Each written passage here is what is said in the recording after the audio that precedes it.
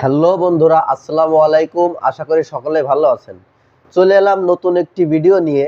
আজকে আলোচনার বিষয়, ফ্রিজে গ্যাস না থাকলে আপনারা কিভাবে বুঝবেন, অথবা ফ্রিজে গ্যাসের সমস্যা হলে আপনারা কিভাবে বুঝবেন।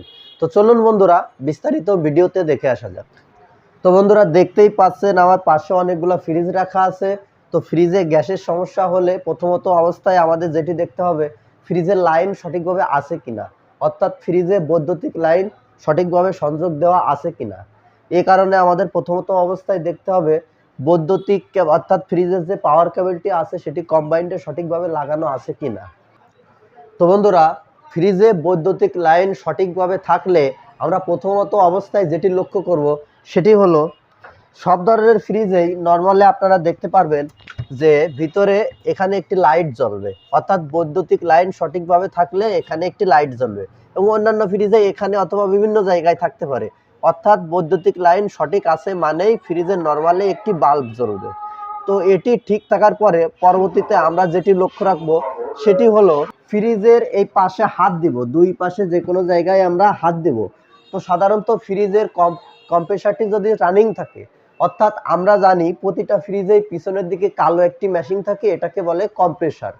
তো এই কম্প্রেসারটি যদি সঠিক থাকে, অর্থাৎ ভালোভাবে যদি রানিং থাকে বা চলতে থাকে, তাহলে ফ্রিজে একটা ভাইব্রেশন হবে।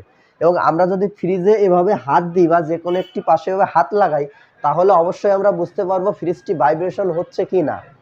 এবং এভাবে হাত দেওয়ার পরেও যদি আমাদের বুঝতে অসুবিধা হয়ে থাকে, তাহলে আমরা ফ্রিজের পিছনে একটি ব্যাক পার্ট আছে, কোনো কোনো ফ্রিজে থাকে এবং কোনো কোনো ফ্রিজে থাকে না।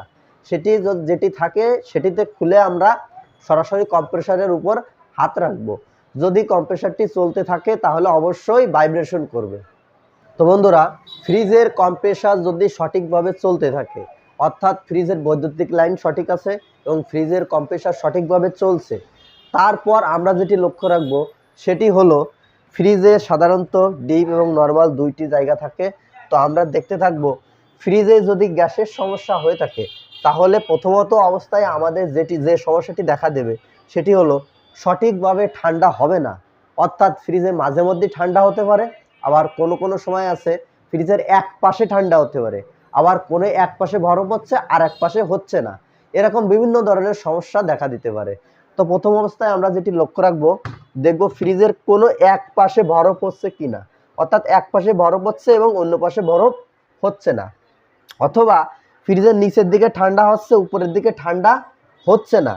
এবং আমরা আরও একটি জিনিস লক্ষ্য রাখবো, সেটি হলো ফ্রিজের ঠান্ডা ধীরে ধীরে এক পাশ থেকে কমছে কিনা, অর্থাৎ প্রথম দিকে পুরোটাই ঠান্ডা হচ্ছে এবং আস্তে আস্তে উপরের থেকে ঠান্ডা কম হচ্ছে, তারপর আরও কম হচ্ছে। এভাবে যদি আস্তে আস্তে সম্পূর্ণ ফ্রিজটাই ঠান্ডা হওয়া বন্ধ হয়ে যায়, তাহলে আমরা অবশ্যই বুঝতে পারি যে এটা গ্যাসের সমস্যা। তো গ্যাসীয় বিভিন্ন কারণে সমস্যা হতে পারে। আমরা জানি যে ফ্রিজের কম্প্রেসার থেকে একটি বিভিন্ন ধরনের গ্যাস থাকে। তো সেই একটি গ্যাস ফ্রিজের কন্ডেন্সার পাইপ দিয়ে প্রসেসিং চলতে থাকে। তো এই কন্ডেন্সার পাইপে যদি কোনো প্রকার লিকেজ থাকে, তাহলে ফ্রিজে এই গ্যাসের সমস্যা দেখা দেবে, অর্থাৎ সেই লিকেজ দিয়ে গ্যাস বেরিয়ে যাবে এবং বিভিন্ন ধরনের সমস্যা দেখা দেবে। তো গ্যাসের যদি সমস্যা থাকে, তাহলে আমি যেগুলো বললাম, ফ্রিজে ঠান্ডা কম অথবা বেশি হতে পারে, এক সাইডে ঠান্ডা হতে পারে, আবার কোনো কোনো ক্ষেত্রে সম্পূর্ণরূপে ঠান্ডা বন্ধ হয়ে যেতে পারে। তো বন্ধুরা, ফ্রিজের বৈদ্যুতিক লাইন সঠিক থাকলে এবং ফ্রিজের কম্প্রেসার সঠিকভাবে চলতে থাকলে যদি এ ধরনের সমস্যা আমাদের দেখা দেয়, তাহলে আমরা অবশ্যই বুঝতে পারি এটি ফ্রিজে গ্যাসের সমস্যা। তো বন্ধুরা, ফ্রিজে গ্যাসে এ ধরনের সমস্যা থাকলে আমাদের ফ্রিজে বিভিন্ন ধরনের সমস্যা তৈরি হয়, যেমন ঠান্ডা সঠিকভাবে হচ্ছে না, আর ফ্রিজের এক পাশে ঠান্ডা হচ্ছে অন্য পাশে হচ্ছে না, আর ফ্রিজে সঠিকভাবে বরফ হচ্ছে না। আবার দেখা যায় যে মাঝে মধ্যে ঠান্ডা হচ্ছে, আবার মাঝে মধ্যে ঠান্ডা হচ্ছে না। এরকম বিভিন্ন ধরনের সমস্যা দেখা দিতে পারে।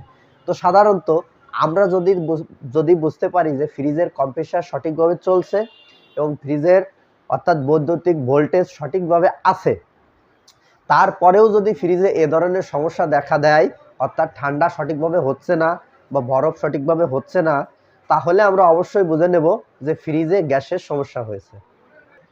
তো বন্ধুরা, একটি ফ্রিজে গ্যাসের সমস্যা হলে ফ্রিজে কি কি ধরনের সমস্যা আমরা লক্ষ্য করতে পারি বা কি কি ধরনের সমস্যা হয়ে থাকে, এটি আশা করি আমরা মোটামুটি বুঝতে পেরেছি।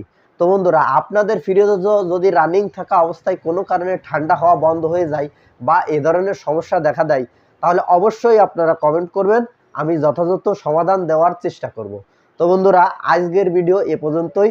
ভিডিওটি ভালো লাগলে অবশ্যই চ্যানেলটি সাবস্ক্রাইব করবেন এবং বেল আইকনটি বাজিয়ে দেবেন। সবাইকে অনেক অনেক ধন্যবাদ।